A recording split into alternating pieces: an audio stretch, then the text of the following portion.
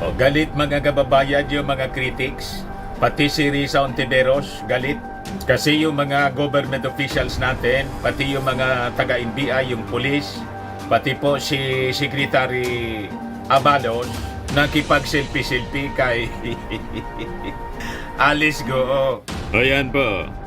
Sabi mga kababayan sa post ni Risa Ontiveros, paalala lalo na sa mga kawani ng gobyerno, si Alice Goo ay pugante. May kasong human trafficking, hindi po siya celebrity. Ginawa mo kasing celebrity, Senator Risa. Nagbabagang mga balita at magtalakay sa mga isyu na lipunan. Pulsa, opinyon, para at paglalantad sa katotohanan. Pulsa, what you see is what you get. Unisan. Sumikat siya doon sa committee hearing mo. Ayan tuloy, pati mga government officials na starstruck. Ano, bakit starstruck? Ontiveros calls out government officials over pics with Alice Goo. Bakit niya kasi ganyan na Mr. Maravillas? Ipaliwanag natin ng maayos, mga kababayan. Yung pag-smile kasi po, may iba-iba siyang rason. Halimbawa, yung ating mga government officials, si Secretary Abalos, naka-smile. Si General Marbil, sinundo pa doon sa Indonesia. Sabi ng ibang mga critics, bakit niya sinundo pa? No less than the PNP, Director General. Pati si Secretary Abalos. Bakit hindi na yan nalang inayaan yung mga NBI officials pagkatapos yung immigration, yung DFA? Nasiguro po ni Secretary Abalos. Alam naman natin, mayor ito na Chinese at ang duda, Chinese agent. So, madaling sabi, high profile po, personality. Itong si Alice Goo, multi-millionaire po at ang connection po, triad. Di ba? Hindi lang sa kung saang bansa, pati dito po sa ating bansa, mga kababayan, well-connected si Alice Goo, kaya nga pa-smile-smile, parang hindi po siya nababother. Not bothered. You see? Ayan po. Parang nakakasiguro siya na malulusotan niya ito. Post agad mga kababayan yung mga minions ni Maudigs. Sabi diyan, ha ha ha ha. Bala na kayo mag-caption. Bakit niya ganyan, Mr. Marabilla, si Alice Goo? Parang naglalaro lang. Sanay po. Pati sa pagsinungaling, yung kapatid nga po. Sanay na sanay sila magsinungaling. Well-connected kasi po. And I think, sabi nga natin, may paliwanag yung mga experts kung bakit sa ganyang situation, sa ordinaryong tao po, hindi yan makapag-smile. Pero sa tulad po ni Alice Goo, kakaiba, naka-smile pa, kahit sa mugshot niya po. Ha? Smiling face pa, naka-makeup mga kababayan, mugshot ni Alice Goo dahil sa kasong Anti-Graft and Corrupt Practices Act. Kasalukuyang nakadetain si Goo sa custody ng PNP sa Camp Crame. Matapos nasunduin mismo ni Secretary Benhur Abalos at saka ni General Marbil gamit po yung pribadong eroplano. Imagine, kaya binabanatan ngayon si Secretary Abalos. Bakit daw ginastusan ng todo? High risk nga po siya. Hindi pwede na idaan po sa commercial flights. High risk personality. O ngayon, may paliwanag po si Secretary Abalos kung bakit ganoon. Pakinggan natin mga kababayan yung sinabi niya. From the report ng ABS-CBN News po ito. Ayan po. Sabi dyan, pinadocument namin para lang malinaw ito. May picture-picture po. Hindi ko naman alam na kung ano yung ginagawa niya. Nakarap siya at nakatingin ako sa camera. Pagkatapos, ng picturean po, ito pala yung ginagawa ni Alice Goo.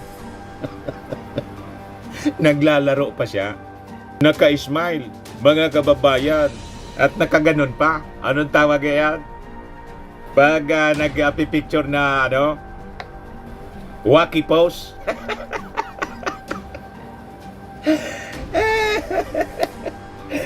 Ganon.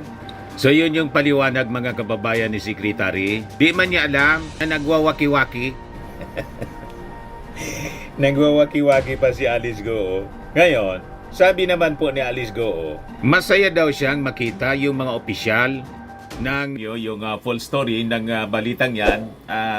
Click subscribe muna dito sa ating YouTube channel and hit the notification bell para lagi po kayong updated sa mga kaganapan dito sa ating bansa.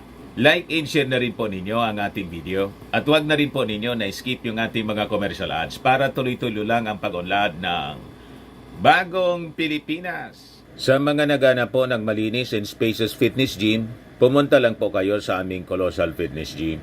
We also offer Grab Car Rental with our brand new 2023 model ng Toyota Innova. We also accept booking for those who are planning to travel via PAL, Cebu Pacific, and other airline companies, local and international, and bills payment for Meralco Bills, Aleco Bills, PLDT, etc.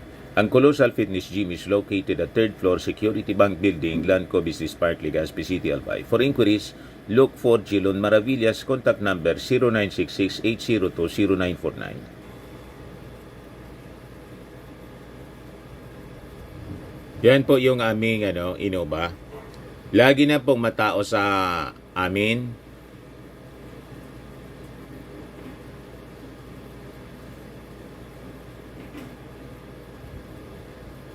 Yan po mga bagong clients namin.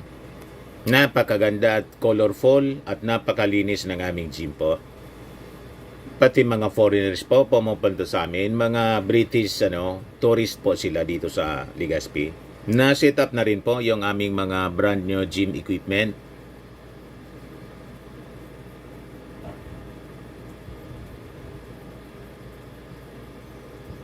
May treadmill na rin po kami. Ito naman po yung bago naming product na binibenta online. Eye Glow Serum, whitening po siya. Tingnan ninyo yung epekto sa aking anak na architect before and now. Yung mga inquiries po ninyo, dumiretso na lang kayo sa kanyang Facebook account, Riz Maravillas. Ito naman po, Firmax Firming and Lifting Cream, pinapahid po sa mga pulses in affected area. Mainam po sa paninigas ng mga kaso-kasuan. Ito naman po, Automax Radiant Serum. Sa mukha naman yung application, anti-aging po siya. You will look 10 years younger than your age. Sa mga cancer patients naman po, baka lang gusto ninyo itong itry. Neng siya red mixed fruit drink. Hindi mo po siya gamot, food supplement siya. Kaya lang, gawa siya mga kababayan sa goji berry. Yung goji berry may anti-cancer properties. O ngayon, yung mga inquiries ninyo, dumiretso na lang kayo sa aming messenger sa Facebook para masagot namin agad. Ayos pa? Ayos na ayos niya Mr. Maravilla. Nga Pilipinas, dahil may banta umano sa kanyang buhay, meron po akong death threat at humingi po ako ng tulong sa kanila at masaya din po ako na makita po sila. I feel safe po, sabi ni Goo. Yun naman pala po. Ayan paliwanag po ni Secretary Abalos. Nag-request si Alice na kausapin kaming dalawa ni Chief. At sinabi niya nga na meron siya mga death threats. At inassure ko siya, kami ni Chief, na yung death threats, huwag niya alalahanin, importante, sabihin niya lahat ng totoo. Lahat, huwag siyang matakot, maski sino pang malalaking tao ito. At siya ibabantayan ng kapulisyahan. Tapos, ayun po. Kaya masaya si Alice Goo. Ngayon, bakit naka-smile yung ating mga officials? That is, a big accomplishment. Nahuli yung pugante. Kahit man ako po si DILG Secretary, mag-smile ako sa camera. Tama? So, ang pag-smile po, may iba-ibang kahulugan. On the part of the government officials, masaya yung ating mga official kasi finally nahuli na si Alice Goo. Malamang si General Torre, mga kababayan, at si DILG Secretary, Benhur Abalos, pati si General Marbil, magtatalon sa tuwa pag nahuli si Pacquiao. Tama ba? So may iba-ibang rason. Si Alice Goo, kaya daw siya nag-smile kasi natutuwa siya na makita yung mga opisyal. At saka, feel niya safe na siya. Ano pa niya, Mr. Maravillas, ang ibang paliwanag? Yung tao po, pag halimbawa nasadlak sa malaking problema, napaka-seryosong problema, sabi ng mga expert, yung pag-smile ay pamamaraan para maibsan yung stress. Isa rin yun na pamamaraan. Yan po. Ano daw ang kahulugan ng pag-smile? Research suggests that there are 3 primary types of smiles. Una, reward. Smiles that convey approval, happiness, contentment, and other positive feelings. Yun ang nakita natin sa mga public officials natin, mga taga-NBI. Masaya sila, nahuli na finally. Si Alice Goo, nagpasilpi-silpi. Ano pa daw? Affiliation. Sabi diyan, smiles that communicate positive intention, trustworthiness, belongingness, compassion, and social connection. Kaya tama yung paliwanag ni Alice Goo. Kaya siya naka-smile, nakatawa pa. Kasi daw po, ang feeling niya, ligtas na siya. Safe siya kasi may death threat siya. Seryoso yung death threat. Hindi man pala siya abnormal. Mga kababayan, kung bakit naka-smile si Alice Goo. Stress na siya siguro sa kakatakas. And finally, nang mahuli siya, sinundo pa siya ng ating mga opisyal para ligtas, hindi masingitan ng triad. Kung yun ang kinatatakutan niya. At yung mga possible officials and former officials na malamang isabit niya sa pugo. Siyempre, intensyonan yung kanyang buhay. Kung sino man yon na ikakanta niya, yun ang babantayan natin. Ngayon, assured siya ng security sa kanyang buhay, kaya yung stress niya nabawasan. At sa pamamagitan ng pag-smile niya, na-relieve siya, mga kababayan. So, yan ang paliwanag ng mga researchers sa pag-i-smile. Ano pa? Dominance. Smiles intended to convey contempt, disgust, or superiority. Such smiles have been shown to increase cortisol levels in people they are directed toward. Minsan mga kababayan, yung mga taong feeling nila, mataas sila, pag kinonfront sila mga kababayan, tinatawanan nila yung kanilang kaharap, displaying dominance. Kita ninyo? Possibly yan ang combination ng nagmanifest sa mukha mga kababayan ni Alice Goo. Kasi nga po, si Alice Goo, well-connected siya dito sa Pilipinas at maging sa ibang bansa. And suspected pa siyang spy ng China na isang superpower. Baka yung feeling niya, ganon. Walaan niya kayo. Kahit pa ninyo ako mahuli, kayang-kaya ko itong malusutan. Possibly yon, mga kababayan, ang nasa isip ni Alice Goo, kaya nang mahuli siya at i-turn over sa ating mga officials, naka-smile pa. Nagets ninyo? Balikan natin si Abalos, mga kababayan, sa kanyang sinasabi. Alam, malinaw ito. Hindi ko naman alam kung ano yung ginagawa niya. Nakaharap siya. Siyempre, nakatingin ako sa camera ng ganon. Ang hirap naman nun, hindi ba? So, yun po ang nangyari niyan. No? Alice, gusto mo bang sagutin? Ba't ka raw gumanon? Yes, siguro siya na lang. Tanong your eyewalk, bakit parang...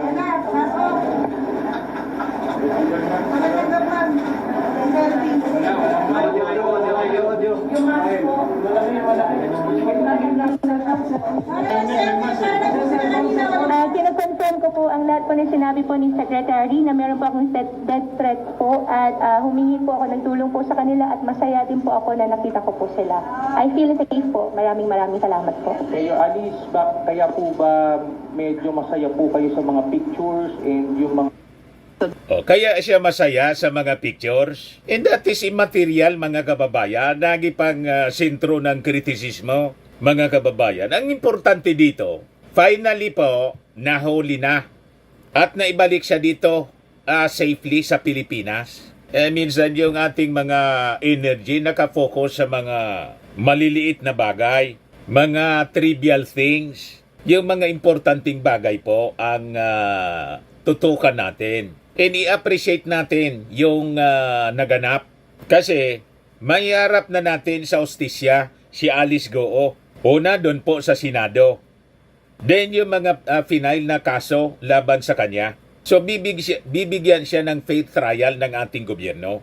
O ngayon, sigurado with the latest development ngayon sa pagkahuli kay Alice Goo, mga kababayan, malamang yung mga officials, previous officials at mga incumbent officials po na sabit sa Pogo pati sa pagtakas ni Alice Goo, kakaba-kaba na po. Yun yung ating aabangan, mga kababayan. Kasi makita ninyo, ang investigasyon ng both the Senate at ng Congress, kaya nga po sa Kongreso, pinag-isa na lang, binuo yung Quad Committee. Kasi yung Pogo, yung War on Drugs, AGK, money laundering, human trafficking, lahat ng mga mabibigat pong kaso, interconnected po siya.